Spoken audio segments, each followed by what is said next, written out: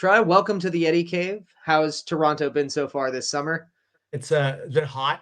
I just literally just shaved my head and still How getting long used how to long this. was it before? It was rather long. It was the longest it's ever been. So it had a nice grungy, the Crow, 90s era Crow Oh look. yeah. Yeah. Are you finding that you're moving your head faster? I remember when I'd get a quick Oh, cut, like all the way short, I would whip it around a little too fast. oh, because you're No wind resistance. the aerodynamics. It's too the slipstream is. Yeah, yeah. I'm find myself rubbing my head a lot like this, like I'm deep in thought, but I'm just enjoying the carpet texture of my scalp. The nice soft sensation. Yeah, Yeah. yeah. Well, yeah. Speaking of which, I know the uh Legos. I've enjoyed them my whole life. I remember taking off the hair and replacing it all the time with all the New different people, Legos. completely different Yeah, person now. yeah. So, I guess back to my days as like a baby, I remember playing with Duplo blocks. Like I had those first, and then my dad gave me a bunch of like his old Legos from the 60s, just the plain building, Oh, you know. okay. They were in those big Lego brick shaped buckets. I remember Yeah, how those vividly from my early childhood. And I grew up a bit before the rise of the whole Ninjago world. So I was a huge fan of the various Castle factions and the Aquazone sets back in the 90s. Can you share a little bit about your experience with Lego over the course of your life? How did you get into the toys initially? yeah. Well, it sounds like my Lego journey might have started a little bit before yours. Um, because by the 90s, I think I had sort of aged out of Lego for the most part, until I got back into it as an adult. My first Lego set was definitely before there was like these storylines, like in-depth Right. storylines built about it, but it was like a space set. It was like maybe like a lunar lander. Okay. And it was like a little box that my dad got me for Christmas. I didn't inherit anything from any Lego from him. I don't know if he knew what Lego were because Mhm. we were immigrants to Right, right, Canada. right. But yeah, I just like, I mean, as a kid, I didn't completely appreciate the magic of it because it was like, oh yeah, I'm gonna make my own toys. Sure, this is what I do. But now as an adult, it's like, this is fantastic. You're not just giving a child one toy, you're giving him access to like whatever he wants to build with the pieces he wants to build. Yeah, it's great. I Yeah. love it. Yes, and endless entertainment as long as your imagination holds Well, there are out. just various uh I guess variations of laser swords and robots that I built. Yeah, Yeah, so or maybe there was a cow in there, I don't know, but mostly it was just a lot of sci-fi stuff I built. cool.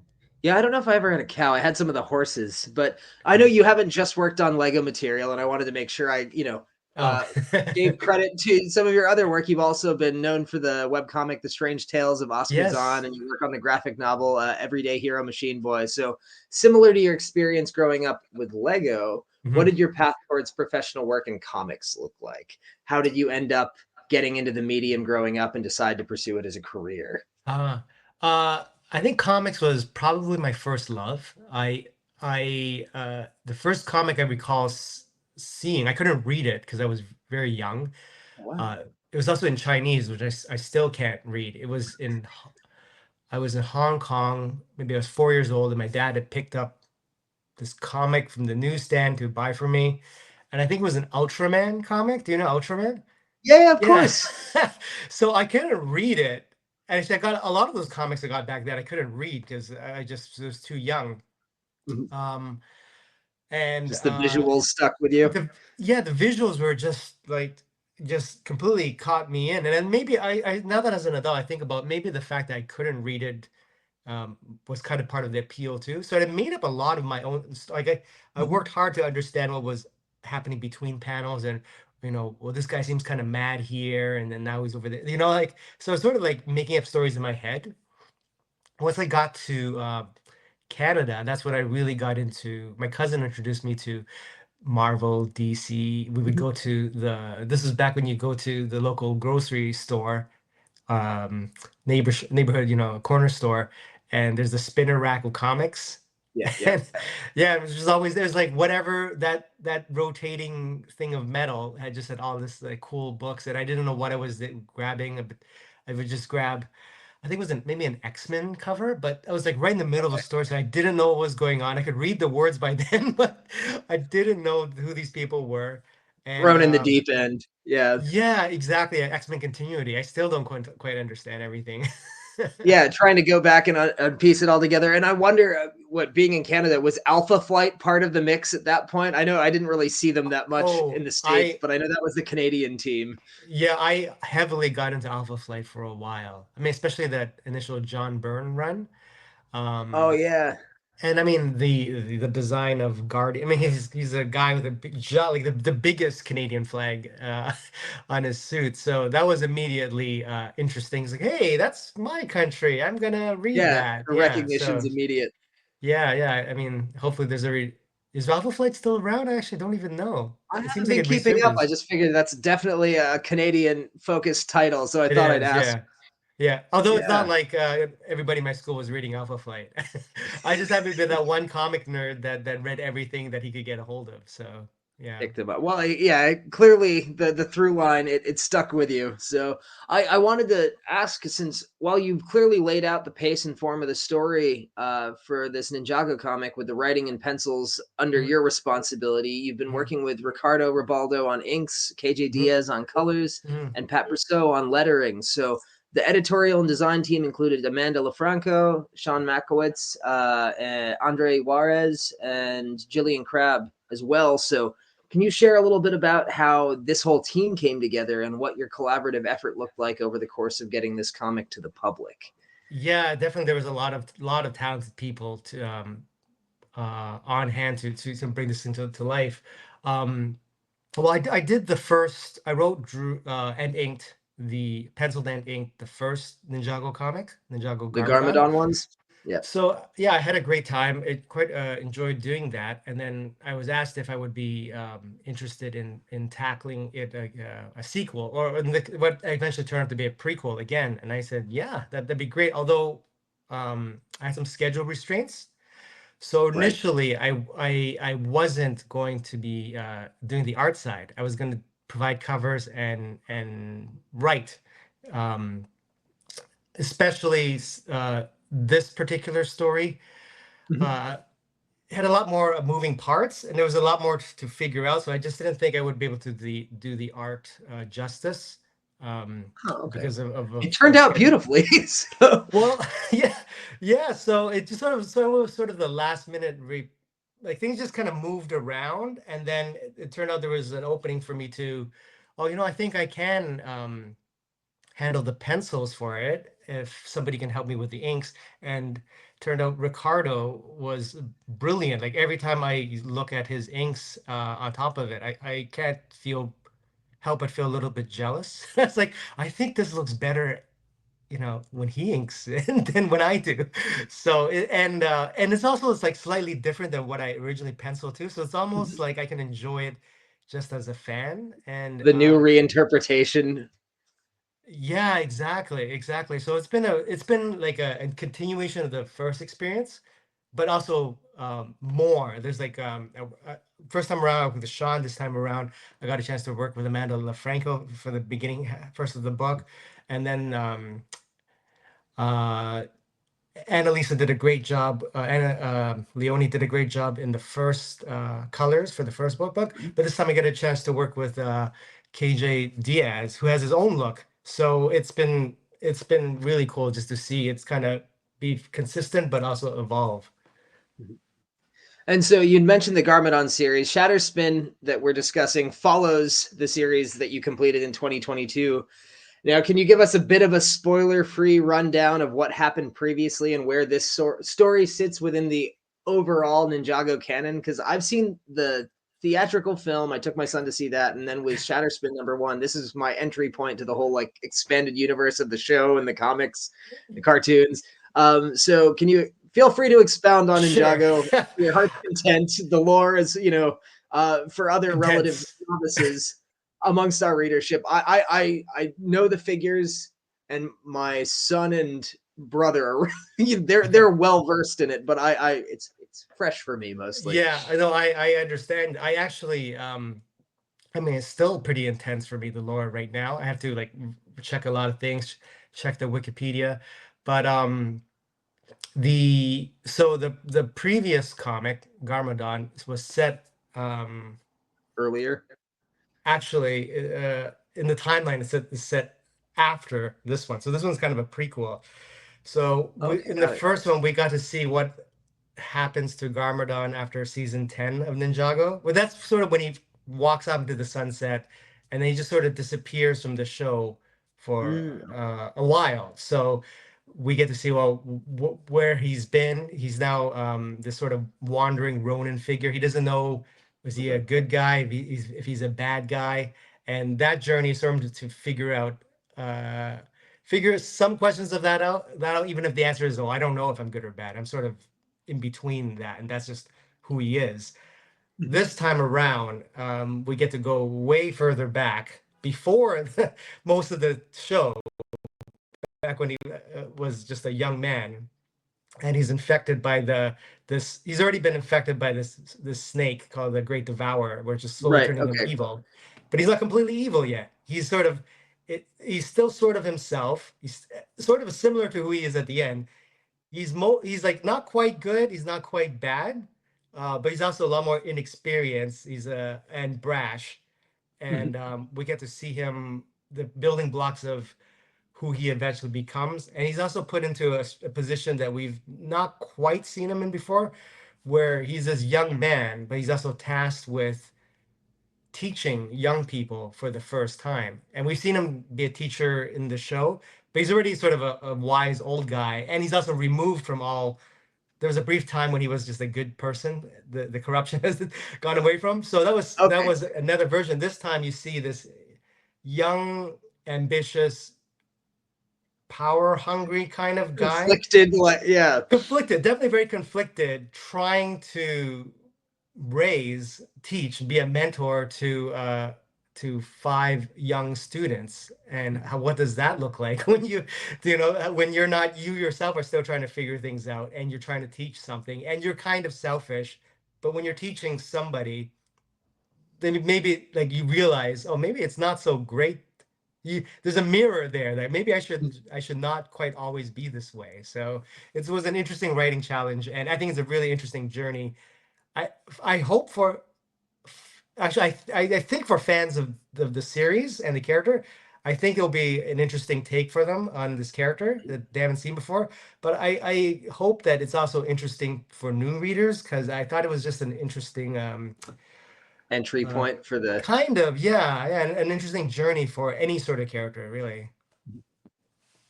yeah, peeling back the layers of the onion a little bit on Kind of, Garmadon. yeah, more further than I expected. Yeah. So, I mentioned that you did pencils and writing for this installment. What sort of conventions do you rely upon or break with when you're trying to depict Lego characters? Like with the settings, are there Uh, expectations around how the buildings and other features are depicted using Lego bricks, or how do you find the balance between a commitment to Lego block physics and appearance and mm, then visual immersion in a scene that the reader can connect with, like connect to the reality of what it's trying to depict? Like where yeah, do you pick and choose? actually, I asked that question before I started the first graphic novel, because the first time I actually sat down and watched Ninjago was the Ninjago movie. But then I Yep. discovered afterwards that, like, that's sort of its own alternate take. Like in those ones, I think they have more they're more overtly Lego bricks and such. But if you watch the show, most of it is just sort of set in a very natural world. Like the buildings are kind of buildings, the animals are kind of animals, but the people are minifigures with claw Yeah, yeah, hands. yeah. So I followed the approach of the show, and I sort of just forgot. The best way I thought was I forget that they're toys. I don't try to draw them as toys. I draw them like they're Mhm. like Smurfs or Hobbits. They're just their Right, own there's this cartoony creatures. iteration. Yeah, yeah. Yeah, and then also you do have to like deliberately try to break these characters because the way they're built, they can't do lots of things. Mhm.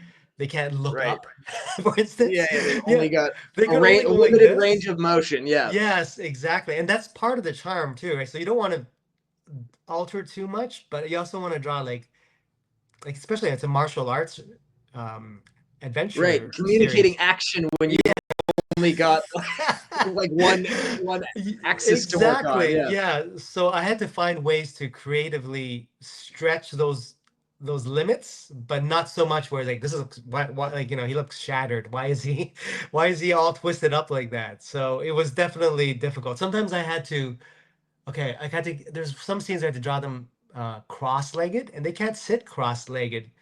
So, Hey, yeah, so there's like I'll just frame it a certain way. There's a convenient shadow, and the interesting thing is nobody ever questions it because I realized that the fans don't see them as toys. They're just people.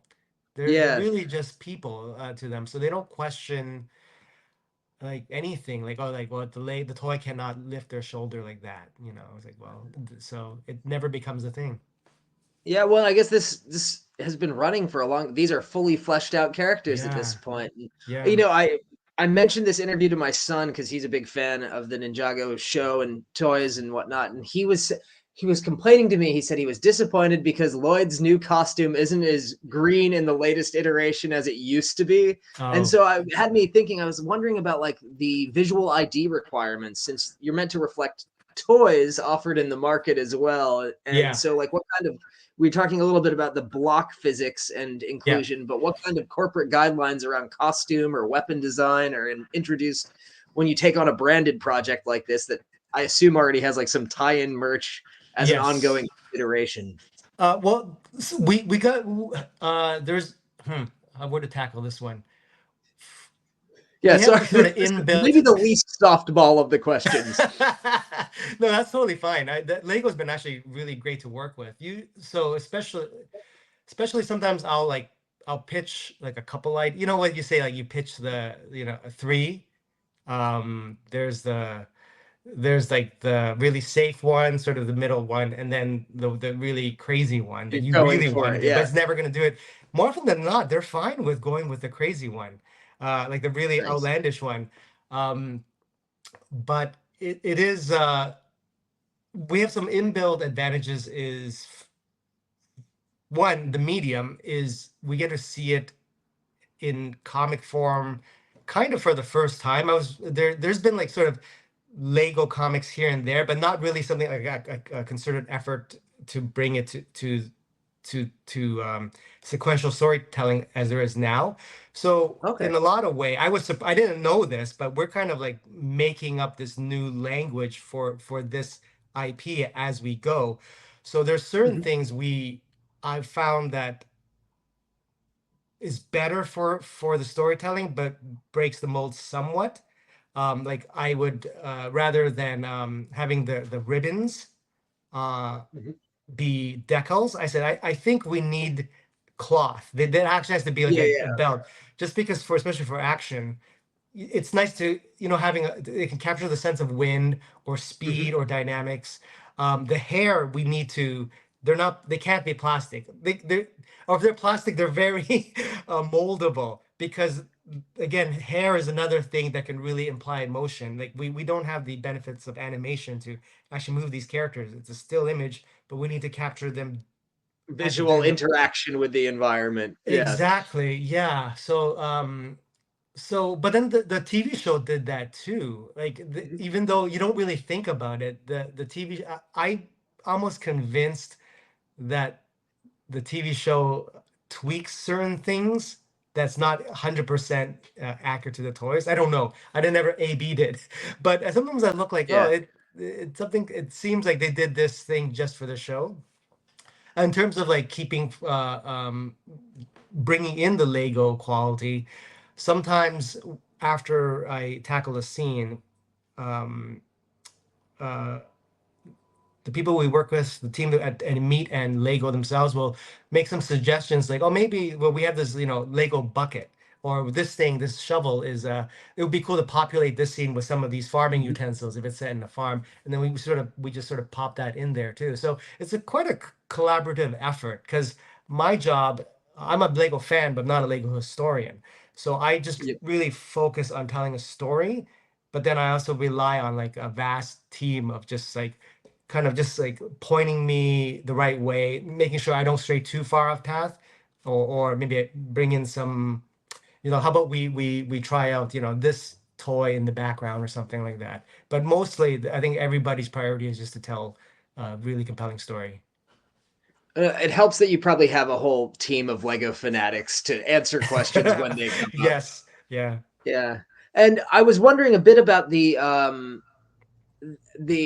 how Image and Skybound came to a publishing arrangement with Lego for the Ninjago licensing, and now completing your second run of comics under this agreement. Can you provide any insight into how that all came together, or what you learned working across a property with various business interests involved? Because you got your publisher and then you got the IP owner in Yeah. Lego, and this is, I assume, a little bit more layered than Yeah. anything you're doing when you're doing your own webcomic, and you don't have to Yes. ask questions of Oh, anyone. yes. Yeah, for sure. Okay. Well, I don't know.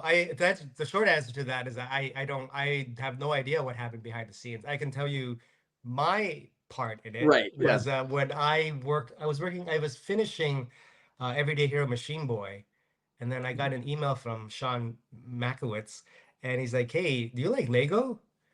And, I was like, yeah. And then he asked me, well, Sure. how about can you draw like he just like how can you help me with this pitch? And what I did was I just drew um, some of the younger Skybound characters, including Everyday Hero Machine Boy, Mhm. with a bunch of Lego characters. And I thought it was just I knew, I thought they were pitching something. I didn't know what it was going to be. So I drew this fun illustration of Skybound and Lego characters, and I submitted it. And I didn't think about it for a while. And then later on, I had another meeting with Sean, and then I illuminated, hey, listen, we have this opportunity to do some Lego stories. What do you think about Ninjago? And at the time, actually, I first I was like Lego, hey, yeah, I'm in. Like I didn't hear the Ninjago part. Right? I was like Lego anything, I'm in. But then it's like Ninjago. So it's like, well, I don't know much about it other than the Mhm. bits of it I've watched with my nephew. Let me, uh, let me watch some Lego stuff. And I watched the movie at first, which Mhm. then I found out to be sort of its own alternate take on it. But even then, I found okay, so it's got humor, martial arts, robots. So well, it kind of has and Lego, so it's kind of everything I love about it. So there's already a lot of like fun DNA of things I like to do, anyways. And then I watched like at the time every single season available to me, so 1 through 10 of Ninjago. I All the really background research. yeah, yeah, exactly. But by season, so I was like, oh, this is cool. This is a fun all ages thing. But by season seven, had this season called Sons of Garmadon. And season seven, Yeah. season eight, season nine, season 10, they're almost like one big story. And then at that point, it was like I was just sort of in as a fan. It's like, oh, I get it now. I understand the appeal of this thing now. Because after watching 10 season and actually seeing the series kind of age up as it grows. It's like, oh, Yeah. I Yeah. understand. This is this generation's Ninja Turtles. That's exactly Mhm. what it is, and it's really compelling. They have like really deep, fleshed out relationships. The action's cool. Uh, yeah, so I was in after those 10 season. I was like, okay, and I was also told that Garmadon, which I thought was the best character, because at season 10, at the end of it, he just sort of walks off into the sunset. Mhm. And then I'm like, well, what happens to him? What happens to him next? And they're like, well, you decide. And I was like, I can write that part. And then like, yeah. So I was like, okay, yeah, I'm in. So Sounds that's like, my yeah, answer. a very steady buildup from the initial audition you didn't know you were Yeah, I forgot about the undertaking. audition. I just got I just got straight into it. So I guess that leads to the next question around the reality of business considerations and the in-universe story development Mhm. for Ninjago. What can you share? And this might be like, Yeah. hush hush for the time being, but around the broader world of Ninjago, once this Shatterspin run concludes? Because I know you said this is an early, like a prequel sort of. So do you know how they'll tie this into other media, and if there's a clear path towards another run of comics in your immediate future? Or... Right. Well, okay, so this time around with Shatterspin, it was, if I'm trying to think of another word, but more, it was more complex than the first one, because the first one it was sort of its own individual story, but Shatterspin, despite being a prequel, um, ties into, I think, what they're doing with the show right now. There's the concepts, the characters, the setting. It doesn't. It runs parallel somewhat, I guess. Like its own story, but if you went but it's to watch, also a setup for what's happening later in the kind of, continuity. yeah, or at least like a compendium, like a little Mhm. supplementary reading to it. And they were Okay. Lego themselves were actually still developing the lore and the world of that I would touch on in Shatterspin as well while I was writing it. So as I was writing it, sometimes I would just have to leave like a blank. Like, this Mhm. kind of happens in this sort of thing, but because they're still developing the specifics of it, I had to kind of Holding leave. panels. Kind of, yeah, exactly. Yeah. Or is this even possible given what they're developing? So there was a Okay. lot more back and forth to it. Um, I don't know. Did I answer your question with that one, or was there a Yeah, second no, part? I mean that's it was a complicated one, and knowing like Yeah. what's happening, this if this ties in and there's a parallel storyline that links to this, there is a plan to continue after both this comic series and the current cartoon. They've got plans to keep things going. I think so. And I would say that it's much more intertwined. Like it's not quite so like linear, I think. It's more like the concepts and stuff that's in the show is also shows up in the in Mhm. the comic. So it's a much more intertwined, especially this is a prequel that kind of, so the timelines are different. So it's not like, well, this happens and then this happens. It's just sort of we are it's like a Recurring rope. motifs that appear in both. Exactly. Yeah. Yeah.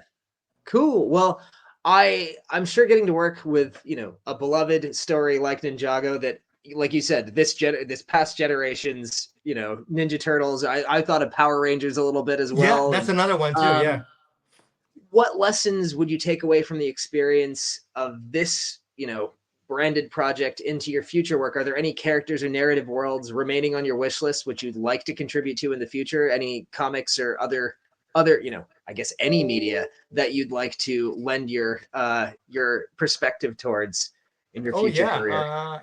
I mean, Ninja Turtles would be an easy one. That would be like Yeah. that'd be another a great one. I mean, the cool thing is Skybound seems to be releasing a lot of comics about properties that I loved growing up, G.I. Joe, Transformers. So anything from that era is super fun.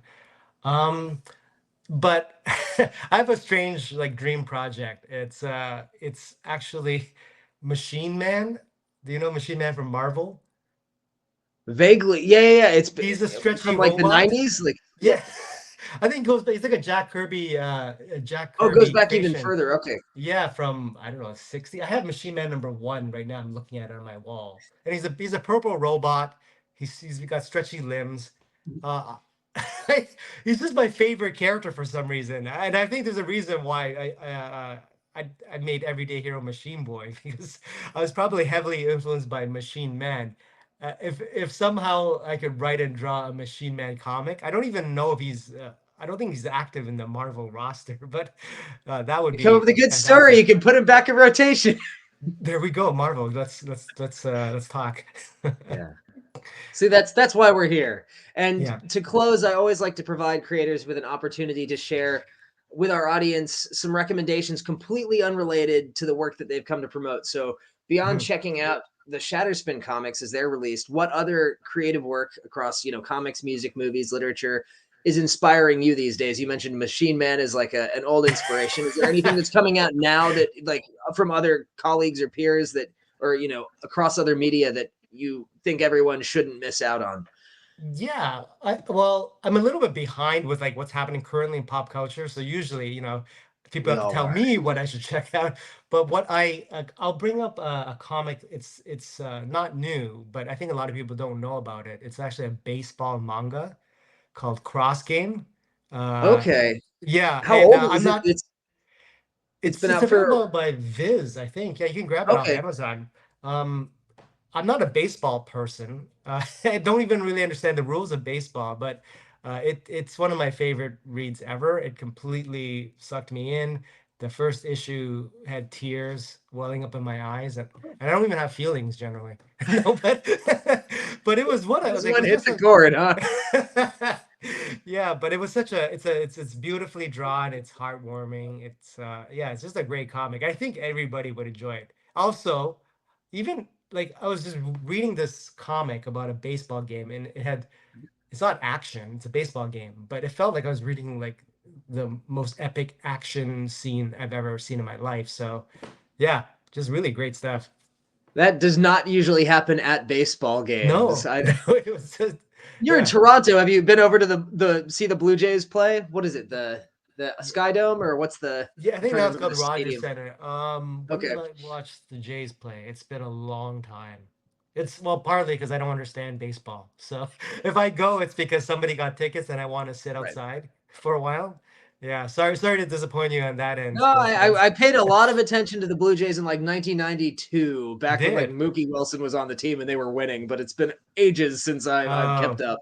yeah, I Yeah, can't keep up with sports. Actually, I once in a while I watch the UFC just because there's not like a 50 games a season that I need to watch. There's 50 fights a season. Can you imagine somebody had to fight 50 times a year?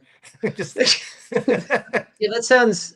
It would be bad yeah, for your health insurance yeah, premiums, probably. exactly. I know Yeah. my wife is busy watching the Olympics. Fiji's defending its two-time gold for the rugby sevens right now, and Oh my the whole God, country freaks out about it.